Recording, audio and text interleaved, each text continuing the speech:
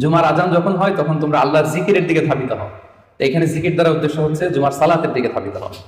আবার কখনো কখনো এই জিকির শব্দটা কোরআন অর্থে এসেছে। আল্লাহ তাআলা বলছেন, ইন্না নাহনু নাযালনা যিকরা ওয়া ইন্না লাহু লাহাফিজুন। নিশ্চয়ই আমি আল্লাহ তাআলা এই জিকিরকে নাজিল করেছি, এই জিকিরকে আমি সংরক্ষণ করব। এই জিকির দ্বারা উদ্দেশ্য হচ্ছে কোরআন, মানে আমি কোরআনকে নাজিল করেছি আর এই কোরআনকে আমি সংরক্ষণ করব। আবার কখনো এই জিকির আল্লাহর আইন বা আল্লাহর বিধান অর্থে কোরআনে এসেছে। আল্লাহ তাআলা বলছেন, ওয়ামান আ'রাদা আন যিকরি ফাইন্না লাহু মাঈশাতান দানকা।